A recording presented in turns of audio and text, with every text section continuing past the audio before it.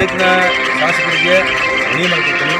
ತಾವು ಈ ಜನತೆ ಸ್ಪಾಟ್ ಬಂದು ನೋಡಿ, ರೈತರ ಕಷ್ಟಗಳನ್ನು ನೋಡಿ, ಈ ಜಮೀನನ್ನು ನೋಡಿ, ತಕ್ಷಣವೇ ತಾವು ಕೂಡ ಇದರಲ್ಲಿ ಭಾಗವಹಿಸಿ ರೈತರಿಗೆ ಏನು ಕಷ್ಟ ಆಗಿದೆ ಆ ಕಷ್ಟದ ಪರಿಹಾರವನ್ನು ಕೊಡಿಸೋಕ್ಕೆ ತಾವು ಪ್ರಯತ್ನ ಮಾಡಬೇಕು. ಏನು ಇವತ್ತು ರೈತರಿಗೆ 1 ಲಕ್ಷ ರೂಪಾಯಿ ಪರಿಹಾರ ಕೊಡ್ಬೇಕಂತೇಳಿ ನಮ್ಮ ಹಾಕ್ಕೊಳ್ತಾ ಇದೆ. ತಾವು ಕೂಡ ನಮ್ಮ ಜೊತೆ ಕೈ ಜೋಡಿಸಿ ರೈತರಿಗೆ ಕೊಡಿಸಿದ್ರೆ ಅನುಕೂಲ ಆಗುತ್ತೆ ಅಂತ ಹೇಳೋ ಮುಖಾಂತರ ನಮ್ಮ JDS ಪಕ್ಷದ ನಮ್ಮ ಕೇಂದ್ರ ಸಚಿವರಾದಂಥ HD ಕುಮಾರಸ್ವಾಮಿ ಅವರಿಗೆ ಬೆಳಗ್ಗೆ ನಾನು ಕಾಲ್ ಮಾಡಿದ್ವಿ. ಅವರು ಸಾಯಂಕಾಲ ಕಾಲ್ ಮಾಡ್ತು ಅಂತ ಹೇಳಿದ್ರೆ ಖಂಡಿತವಾಗಲೂ ಅವ್ರ ಗಮನಕ್ಕೆ ತಂದು ಏನು ಸರ್ಕಾರದ ಮೇಲೆ ಒತ್ತಡ ಹಾಕೋಂಥ ಕೆಲಸವನ್ನು ಅವ್ರ ಕಡೆಯಿಂದ ಕೂಡ ನಾನು ಮಾಡಿಸ್ತೇನೆ ಅಂತಂದು ಹೇಳ್ತಾ ಇದ್ದೀನಿ. ಖಂಡಿತವಾಗಲೂ ರೈತರನ್ನು ಕಟ್ಟಿಕೊಂಡು ನಾವು ತಹಶೀಲ್ದಾರ್ ಮುಖಾಂತರ ನಮ್ಮ ಸರ್ಕಾರಕ್ಕೆ ಒಂದು ಮನವಿ ಪತ್ರ ಕೊಡಲಿಕ್ಕೆ ನಾವು ಆ ಕೆಲಸ ಮಾಡ್ತೇವೆ. ಖಂಡಿತವಾಗಲೂ ರೈತರಿಗೆ ಅನ್ಯಾಯ ಆದ ಸಂದರ್ಭದಲ್ಲಿ ನಮ್ಮ ಯಾವಾಗಲೂ ಅವ್ರ ಜೊತೆ ಇರ್ತೀವಿ.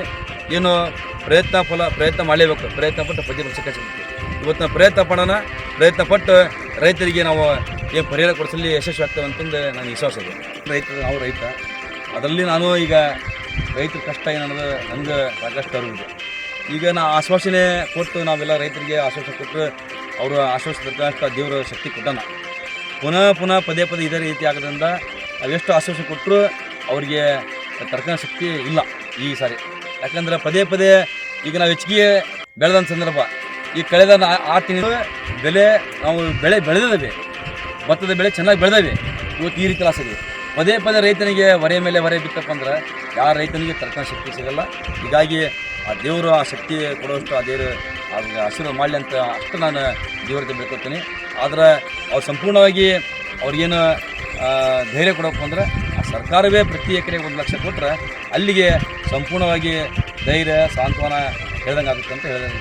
ಇದ್ರ ಬಗ್ಗೆ ಅವ್ರ ಬಗ್ಗೆ ನಾನು ಮಾತಾಡ್ತೀನಿ. ಯಾಕಂದ್ರೆ ಒಬ್ಬ ತಾಲೂಕಿನ ಗೌರವಿತ ಶಾಸಕರು ನಾನು ಇವತ್ತು ನಿಮ್ಮ ಮುಖಾಂತರ ಮನವಿ ಮಾಡ್ತೀನಿ. ತಾವು ಈ ಒಂದು ಹಿರಿಯ ಗ್ರಾಮಕ್ಕೆ ಬಂದು ಪ್ರತಿಯೊಂದು ಜಮೀನು ನೋಡಿಕೊಂಡು ತಕ್ಷಣವೇ ಪರಿಹಾರ ಕೊಡಿಸೋಕ್ಕೆ ತಾವು ಇದರಲ್ಲಿ ಭಾಗವಹಿಸಿ ಪರಿಹಾರ ಕೊಡಿಸಿದ್ರೆ ತಮಗೂ ಒಂದು ಒಳ್ಳೆಯ ಹೆಸರು ಬರ್ತಂತಂದು ಅವ್ರಿಗೆ ಒಂದು ನಿಮ್ಮ ಮೂಲಕ ಹೇಳ್ತೀನಿ.